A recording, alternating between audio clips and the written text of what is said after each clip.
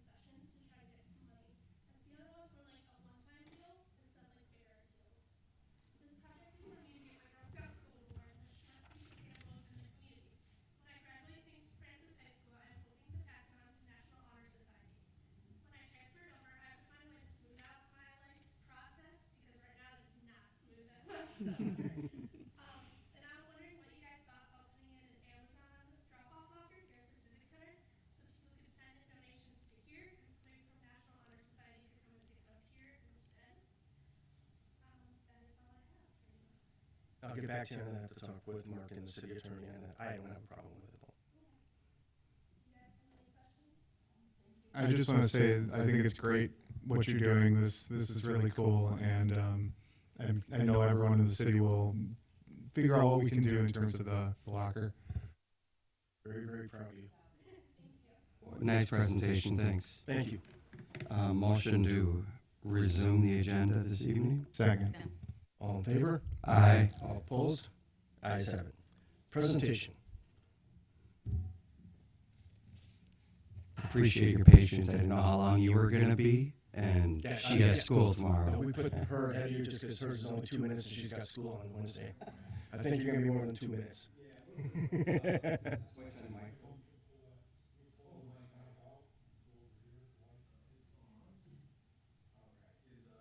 Nope, it's not on yet. Charged?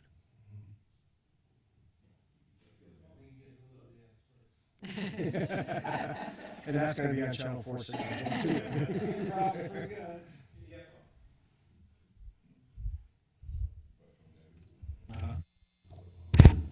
There we go. Oh, no. Nope. No. You had it. No. That's all.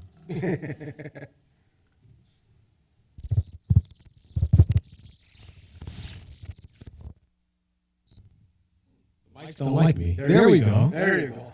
Third time's a charm. All right. Good evening, everyone. Good evening, Mayor and Council. Thank you for having us present today. It is our honor and pleasure to be before you to present the proposed condominium expansion for the landing at Park Shore. My name is Michael Amim. I am the principal at Amim Group. We are a real estate development firm based in Milwaukee, Wisconsin. I will give you a brief overview of our team and then walk you through a project overview. And then we will have a lot of information that we're going to present to you today. So feel free to ask questions as you go along, or we can reserve for Q&A at the end. I am going to stand in front of the board here. All right, there we go. So again, our agenda Briefly, introductions. We'll go through the development summary, the proposed development timeline. We'll do some design review as well, along with pricing review, budget summary, and then Q&A. So as I stated, my name is Michael Lemem. We are the developer for the proposed condominium expansion for the landing at Park Shore. With us in the audience is our design team, Sean Maher from Modest and Maher Architects, as well as Dana Caro, who is our sales agent representing the Stefaniak Group, and then my co-developer, Ranjit Singh. Quickly, just go through some of our development experience. So I have been in the built industry for 20 years now. Started off in architecture, spent most of my career as a construction project manager, and most recently as a developer. Started the firm MIM Group 6 years ago now. I have, in my 20-year career, developed over 600 housing units throughout the greater Milwaukee area, including Milwaukee as far as west as Lake Country. And under the MIM Group umbrella over the past 6 years, we've completed over $130 million of real estate projects, ranging from 1 and 2 family, for sale housing, subsidized affordable housing, multifamily projects, commercial office projects, and everything kind of in between. The development summary. So the landing at Park Shore is a one-of-a-kind residential condominium expansion project located in the city of St. Francis. I'm sure everyone here is aware of the parcel that we're talking about. The proposed project is the final phase of an existing 210-unit residential condominium development that was originally developed in a few phases, but the first phase started in 2004. The proposed 8-wing expansion includes constructing 89 for-sale residential condominium units on top of a well-preserved 140-plus stall 2-story parking structure that is complete with foundations, mechanicals, and site utilities originally built to accommodate the proposed project. You'll see some images, and I can kind of point out some of the existing conditions and some of those elements that I just mentioned there briefly in some later slides. Located on the shores of Lake Michigan, the landing at Park Shore is home to breathtaking sunrises, astonishing views of the Milwaukee skyline, and direct access to the well-traveled and beloved Oakleaf Trail. Amenities at the landing at Park Shore include Billard's Game Room, Theater, Media Center, Community Great Room with Fireplace, private working spaces, a fully equipped fitness center with indoor pool, a lake-facing outdoor pool, and outdoor whirlpool, underground heated parking with vehicle wash, and a guest residential suite available to rent. So that is important for us because this is a very well amenitized project. It was very well thought through, and we are excited to be coming before you today to finish the final phase. Over 80% of the units at the landing at Park Shore currently are occupied by owner residents. The proposed expansion at the landing is highly anticipated by current residents. We've met with the condominium board numerous times. We've met with the public, with all of the resident owners at the landing, and have talked to them about our development plans, and they are also elated about the proposed project. This project will provide an alternative housing option for those in search of home ownership, and what we see as really a resort-like community at the landing at St. Francis. So that's our development overview. We can go through development timeline. I think it's important for you all, since this is our first presentation to you today, just kind of walk through some of the completed milestones that we've done over the past year and a half now. So the Landing Condominium Association issued out a request for proposal. We responded to that and went through a rigorous interview process and were selected as the awarded developer. Since that development award, we've executed a purchase agreement and construction conditions and all the ancillary documents with the Condominium Association. One important milestone we have with the Condominium Association is to get all of their current owners to consent to amend the condominium docs to allow for this final phase to be constructed. This, as I mentioned earlier, this project was a PUD that was planned in 2003, likely 2004, when some of the earlier documents were drafted. So a lot of the elements of those documents are dated and no longer applicable. One of those was the time frame that the original developer had to complete the units. So we've successfully amended the condominium docs. We've completed our schematic documents, and we are in what's called design development phase now.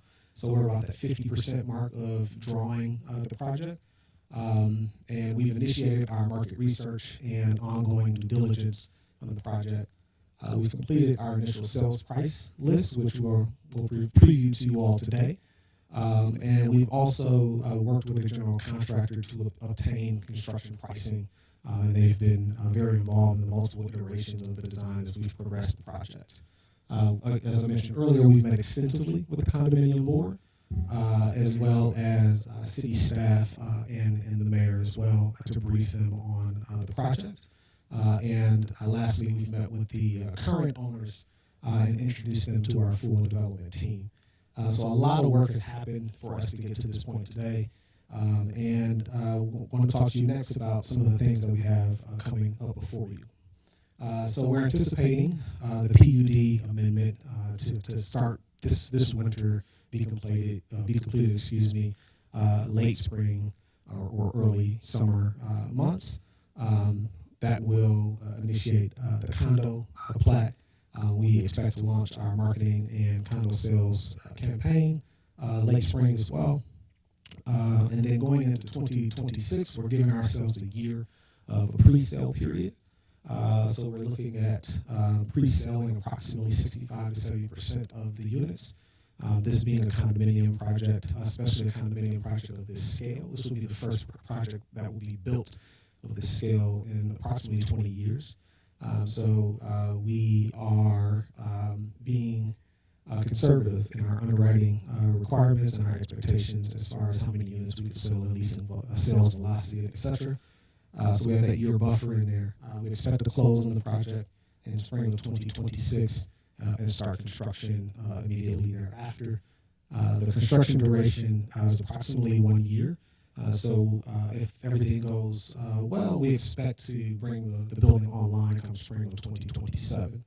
So that's a very high-level summary of our development timeline for the project. So design overview. This is a preview of our unit matrix for the proposed development. We are proposing 89 for-sale residential condominium units.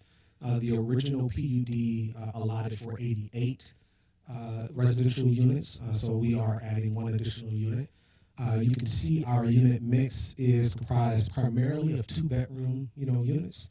So approximately 61% of our total units. Oh, didn't know I can zoom there.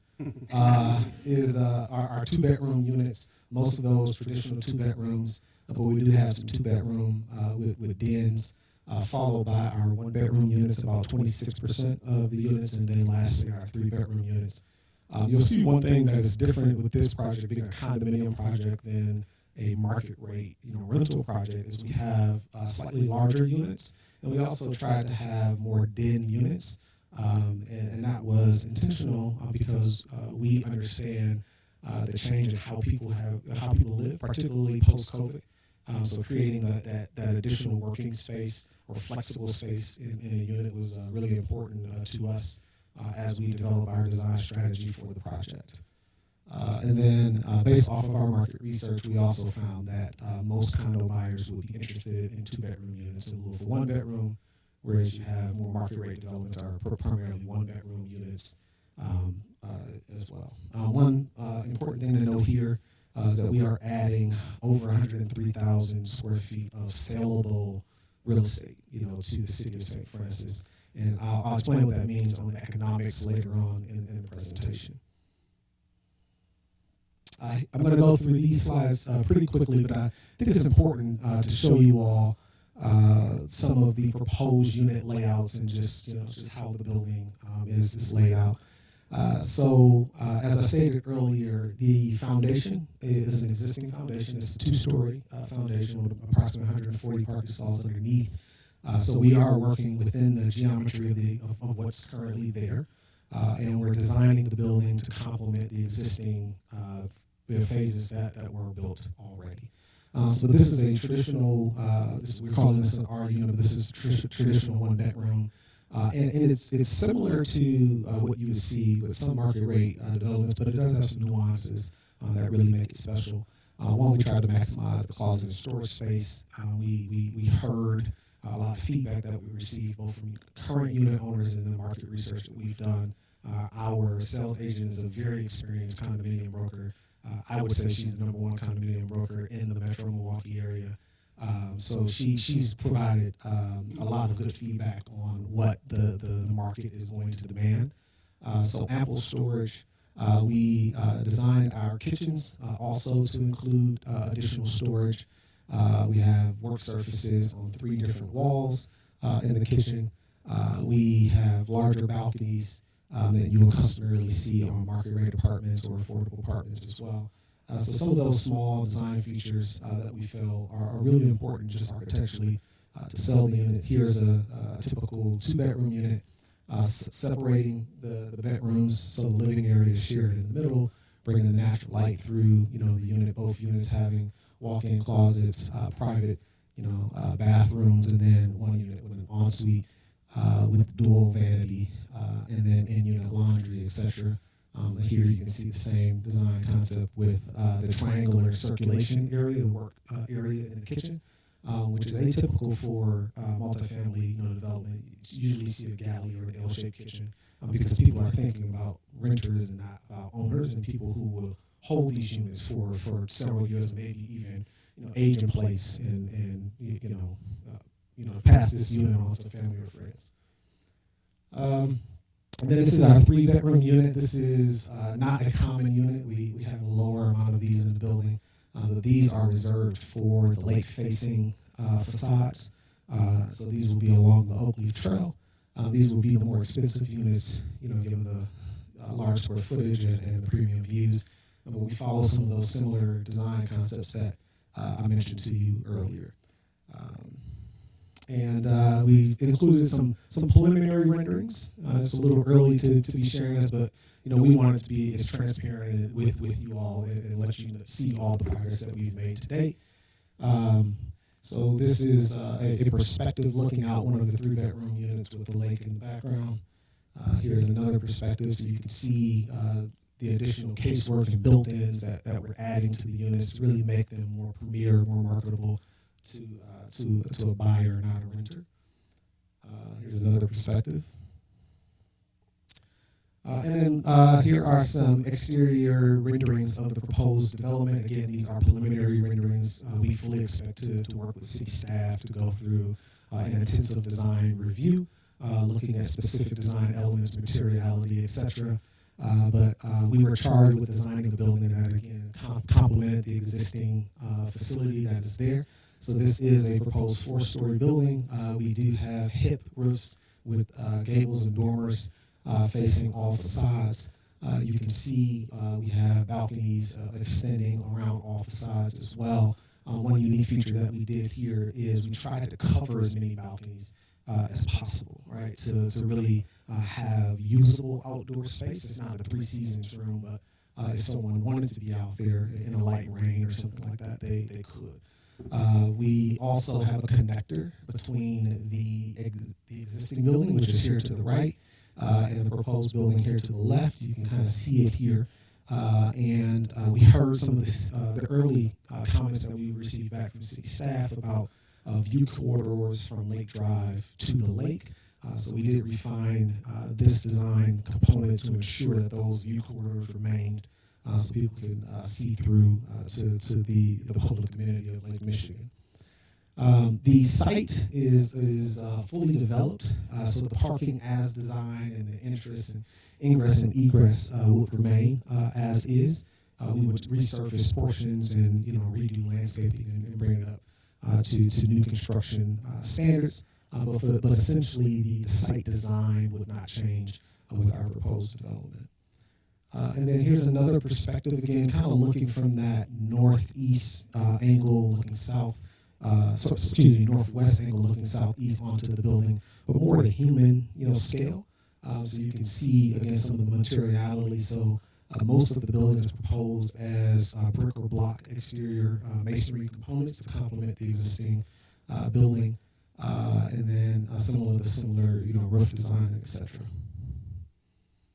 One thing I wanted to do here with this slide is really point out, kind of point by point, the typical apartment project and how they're designed, and then the differences in how we're designing the landing at the Park Shore.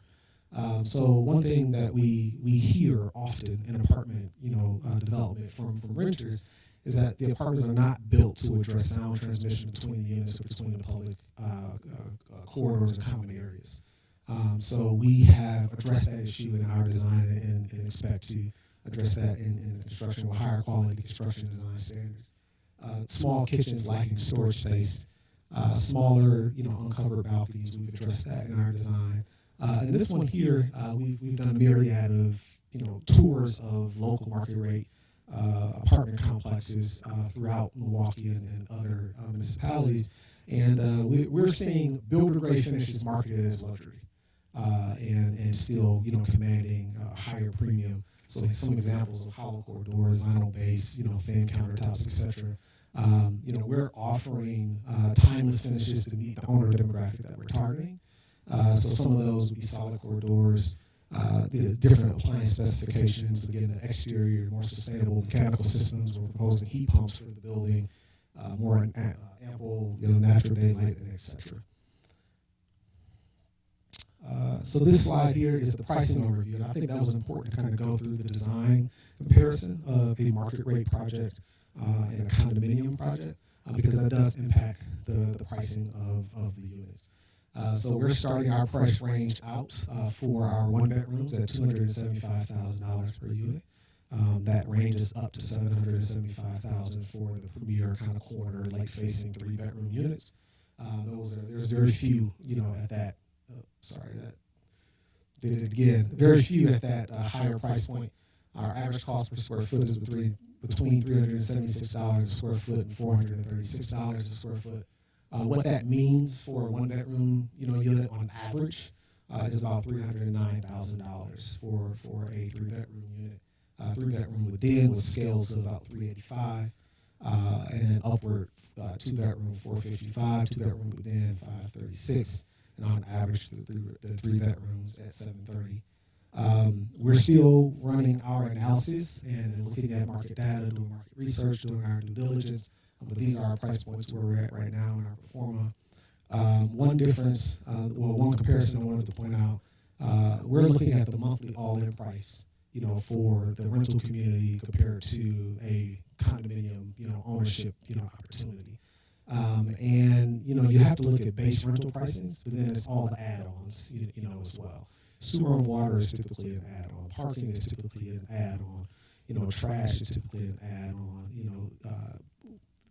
Plumbing and all of these different things are add-ons. So when you look at our monthly expense compared to the rental monthly expense, we do believe we're in line, and we're forecasting because we don't know where interest rates are going to be. We're kind of in this economic uncertainty, right now, and we're this project wouldn't come online for another 2 years.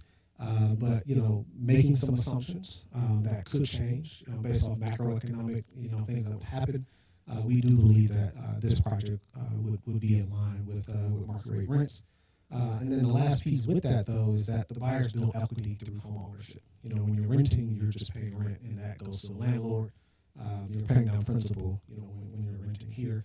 And I think that's one of the biggest differences. So this is our budget overview. And there's a lot of information, a lot of, calculus in these numbers, obviously. But our total development cost is about $31.4 million. That equates to about $20.4 million in a construction loan if we're looking at our sources. We are anticipating tax incremental financing for the project.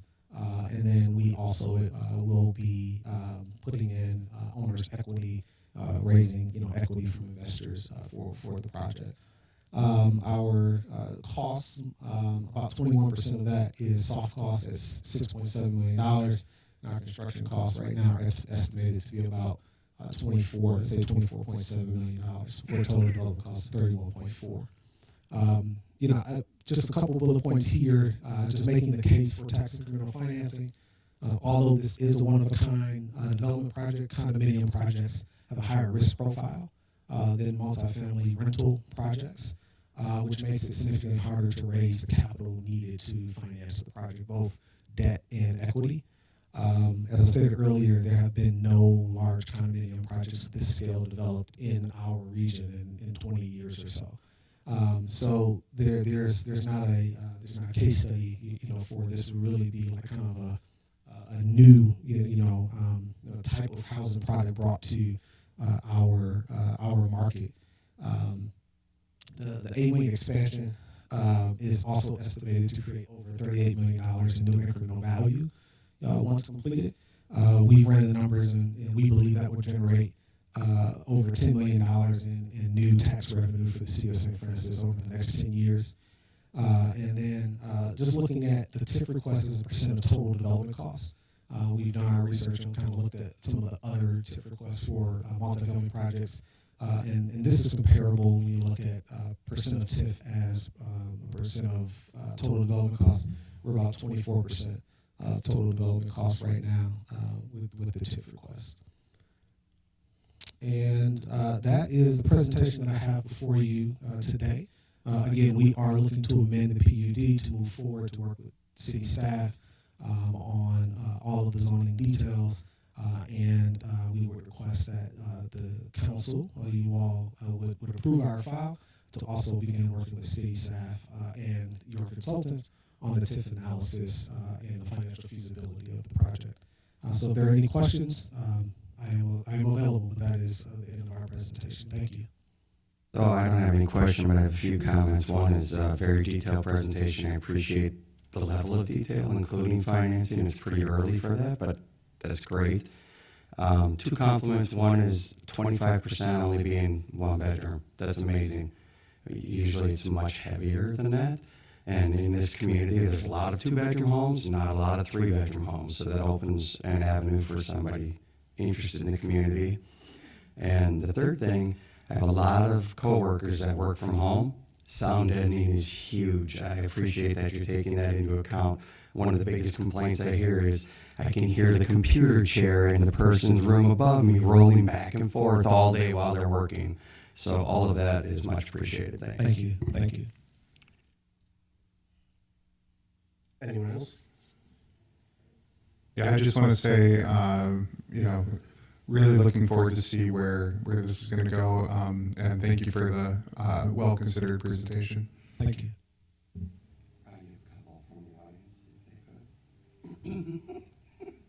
Go ahead. What is the square footage of the 3 bedrooms and the 2 bedrooms? The 3 bedrooms, approximately, I'll just go back to that slide. I think they're around 1,700 square feet. Yeah. The average is 730 so our average unit size right now for a 3-bedroom is 655. We do have two-story 3-bedrooms. Those are a little bit larger. So those are 721. Prices will, on average, for a 3-bedroom be about $730,000. And again, those are all the ones facing the lake. Cost per square foot? Oh, square footage. Between, say, 11 and 1,300 square feet. It ranges from 455 to 536. Let me just get this. Rick's going to buy 2. 455 to 536, yeah.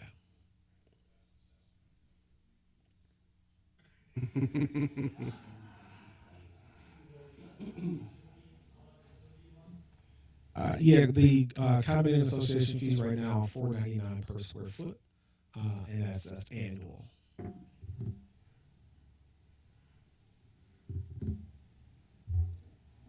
Thank you. Thank you.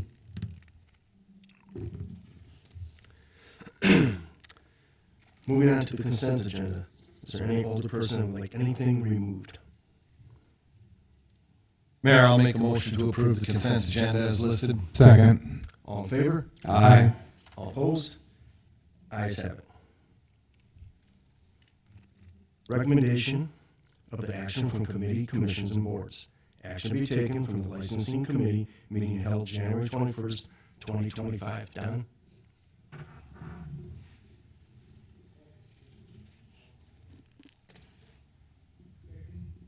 From this evening's licensing committee, we're looking for a approval for beverage operator's license for Michael T. Brunel.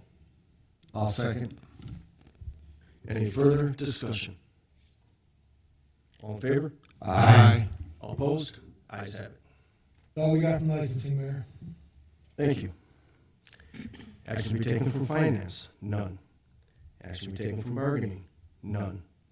Action to be taken from Board of Public Works? None.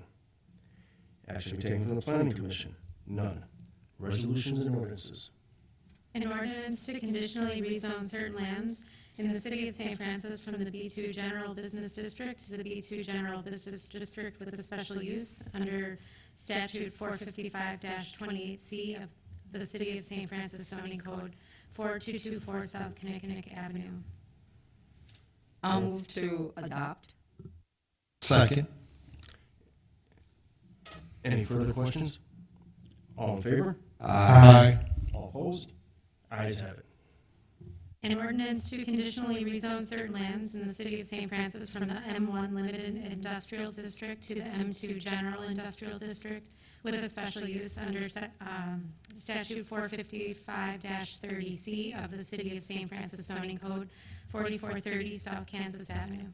I'll move to adopt. I'll second. Any further discussion? All in favor? Aye. All opposed? Ayes have it. Discussion items with possible action. Application for rezoning A-Wing, The Landing, 4110 South Lake Drive, M Group Acquisitions, LLC. Margaret, Paul, you have anything to add? So the motion would be to refer to the planning commission? Also move. Second. Any further discussion? All in favor? Aye. All opposed? Ayes have it. Appointments to committees, commissions, and boards. None. Correspondence with possible action. None. Unfinished business. None. Other business. None. Department heads. Bill?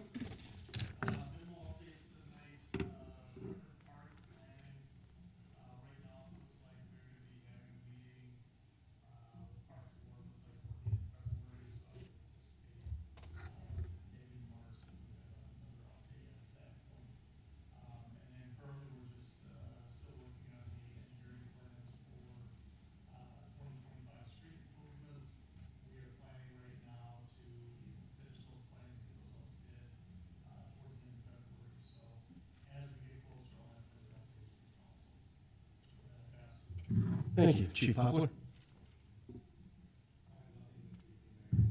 Thank you. First time in 7 years. Chief Hunter? Thank you, Mayor. So as Roe Joy Pakulik has acclimated well to his new position at the St. Francis High School, the school district, we received very positive feedback from both the school staff as well as the parents. Command has had numerous 2025 agenda meetings with our various divisions within the department to include firearms training, DAT training, field training, community resource programs, etc. Setting the stage for another successful year, especially with the community resource and outreach events. National Night Out will be August 6th of this year. And through the extremely cold weather and with various changes in the weather, I just want to express my gratitude to my officers, all of our first responders, the firefighters, DPW staff.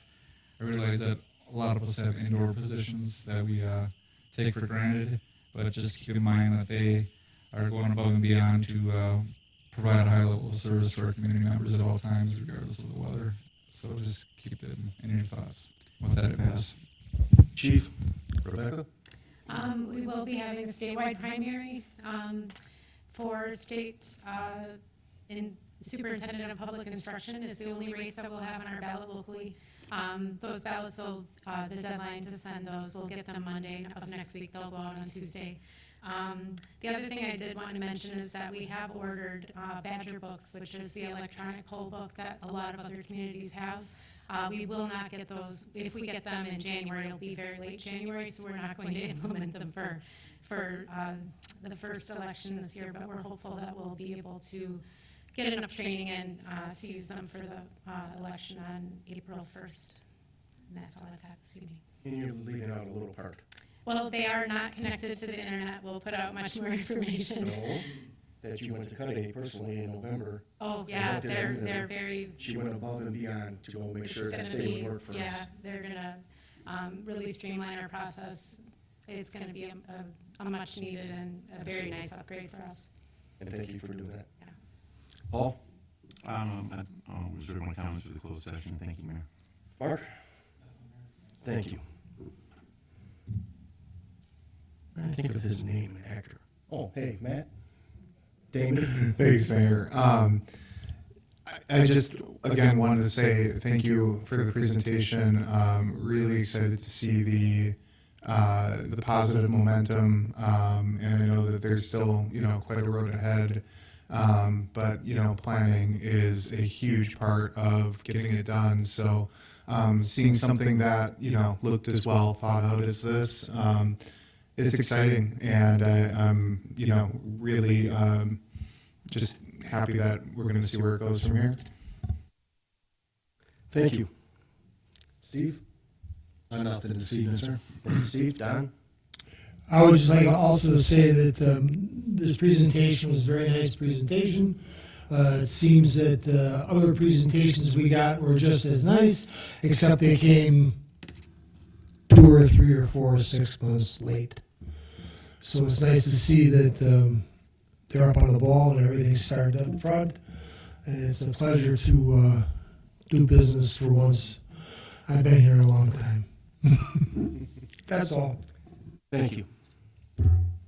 Debbie? I just thank you for the great presentation. That was excellent. And with that, I pass, Mayor. Thank you, sir. I have nothing this evening, Mr. Mayor. Thank you. Sean? I too want to thank you for the presentation. It's very clear these aren't new market entry homeowners. These are designed for a higher end home sale, which is it's deserved where the location is. So it's exciting to see the opportunity and very nice presentation. Thank you. And I would just like to add for the presentation, been mayor for 7 years, and it's been one of the best ones I've ever seen. So thank you. You're doing your due diligence, and wow. And with that, I have nothing else. Can we go to closed session or back? I'll make a motion to adjourn the closed session. Second. All vote. Okay. Got it. No, I'll read you the, jumped the gun. yeah, we'll convene into closed session under Wisconsin statutes 19.85, 1E, deliberating or negotiating the purchasing of public property, the investing of public funds, or conducting other specified public business whenever competitive or bargaining reasons require a closed session. The item for discussion is negotiating a development agreement, MM Group Acquisitions LLC, 4110 South Lake Drive. And for the roll call, Just before we start, it looks like the agenda has 4200 South Lake Drive as the address. it's a typing error. Yeah. It's a scrivener error. Okay. Just calling it out for the record. Okay. Alderman Fire, Yes. Alderman Wadwa, Aye.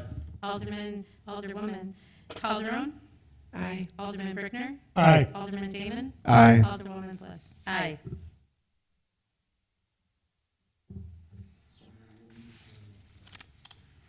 Two minutes, we'll be in the West Room. Thank you.